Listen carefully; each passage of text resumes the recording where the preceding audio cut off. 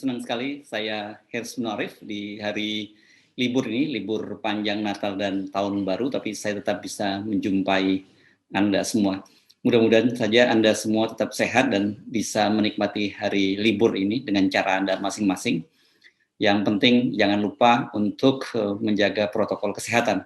Sebab baru saja kan di Jakarta, khususnya di Wisma Atlet, beberapa hari ini dihebohkan adanya kasus hubungan seks sesama jenis ini antara tenaga kesehatan dan pasien yang sedang diisolasi di Wisma Atlet. Jadi ini kasusnya sangat luar biasa, unik sekali, tapi sekaligus pasti menjengkelkan. Kasus ini muncul pertama kali dari screenshot percakapan di sebuah Twitter gitu. Di situ dimunculkan percakapan antara tenaga nakes dengan pasien yang sedang isolasi COVID itu dan menunjukkan betapa mereka menikmati hubungan sesama jenis antara mereka. Kalau kita baca lebih detail ini, screenshot ini banyak yang tidak layak ini karena masuk dalam kategori pornografi. Ini kalau kita tinjau dari sisi moral, apalagi dari sisi hukum ini dosanya double-double nih.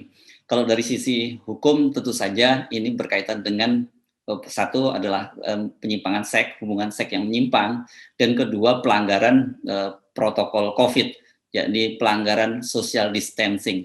Jadi tidak mungkin dong melakukan hubungan seks, mereka melakukan social distancing. Jadi mereka pasti bertemu dan kemudian melakukan seks, dan yang lebih mengerikan ini memang tentu saja kalau sedang melakukan hubungan seks, meskipun itu sama jenis tidak mungkin menggunakan APD, alat pelindung diri. Selain screenshot percakapan keduanya, di Twitter juga muncul sebuah gambar foto gitu yang menunjukkan alat pelindung diri nakes tadi, tenaga kesehatan tadi teronggok di bawah ranjang di dekat pintu di sebuah apartemen yang diduga itu menjadi lokasi tempat berlangsungnya hubungan sesama jenis, yakni di salah satu ruang perawatan atau ruang penginapan di Wisma Atlet Jakarta. Ini luar biasa nih, memang layak kalau harus dihukum berat. Mengapa? Karena ini dilakukan oleh seorang tenaga nakes. Dalam situasi seperti sekarang ini, mereka harusnya bisa menjadi contoh pada masyarakat gitu. Yang kedua, dia juga memanfaatkan posisinya sebagai tenaga kesehatan untuk mengeksploitasi, meskipun kalau kita baca dari screenshot percakapan mereka sama-sama menikmatinya. Tetapi ini tentu saja hubungan ini bisa disebut sebagai hubungan yang tidak setara antara seorang tenaga kesehatan yang harusnya dipercaya oleh pasiennya dengan seorang pasien yang sedang menderita COVID. Karena itu wajar kalau kemudian sekarang kasusnya sedang diusut oleh Satgas Penanganan COVID yang saat ini biasanya kalau di Wisma Atlet itu ditangani oleh Kodam Jaya.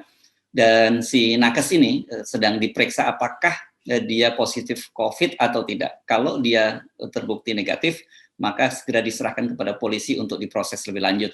Sementara si pasien kita belum tahu kabarnya apakah dia sudah mulai membaik atau masih dalam kondisi positif.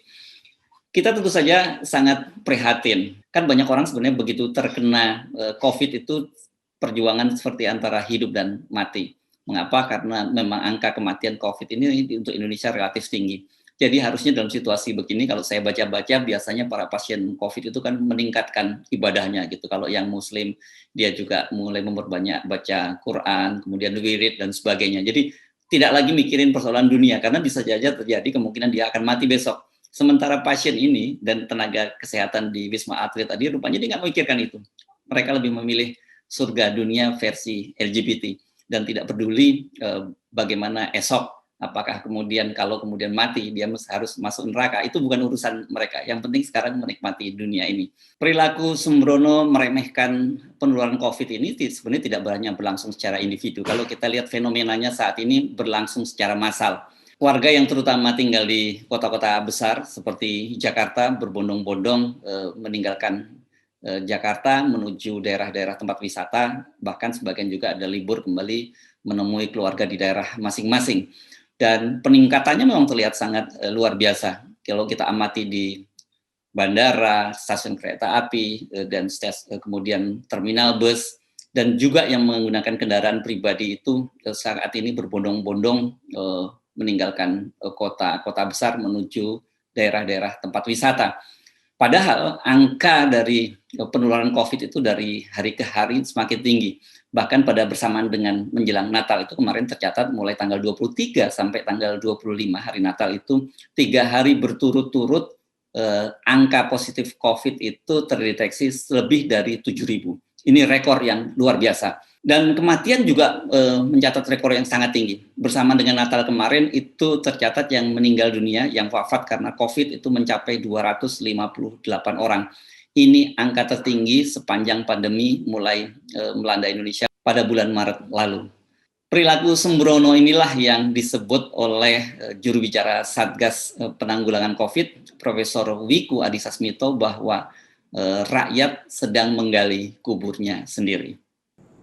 Pada periode ini, kita sempat melewati event libur panjang 28 Oktober hingga 1 November 2020.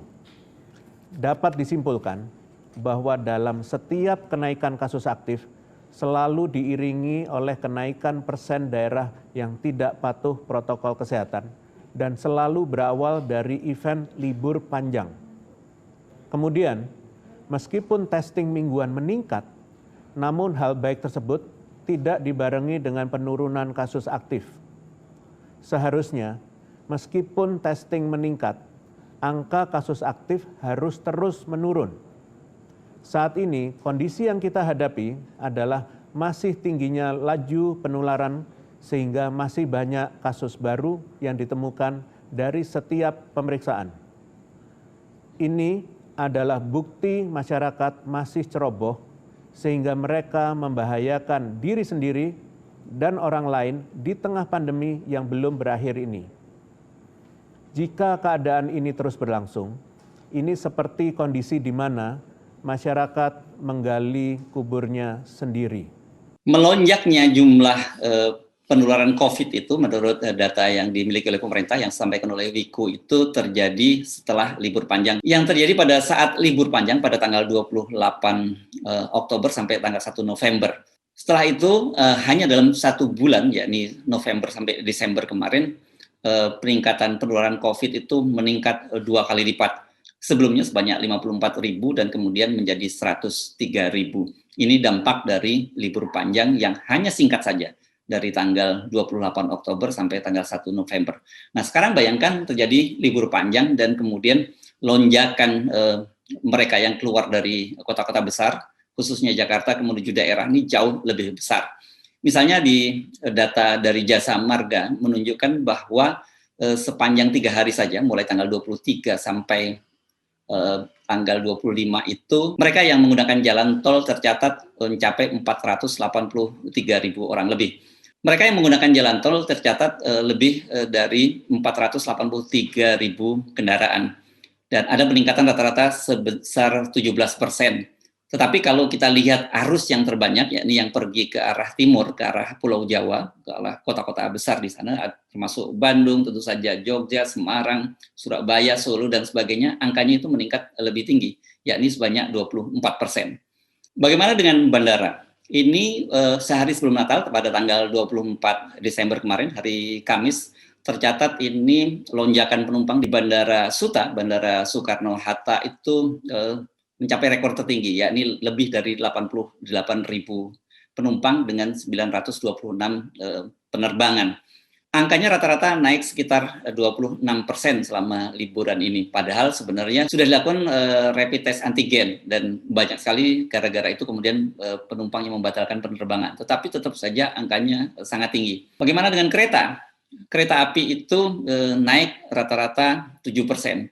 Angka penumpang bus naik lebih tinggi dibandingkan kereta, yakni mencapai 30%. Abainya atau sembrononya masyarakat terhadap protokol kesehatan dan kekhawatiran mereka terhadap penularan COVID ini sebenarnya tidak bisa sepenuhnya dibebankan kepada publik. Jadi tidak bisa kalau kemudian Pak Wiku menyebut seperti menggali lubang kubur sendiri rakyat.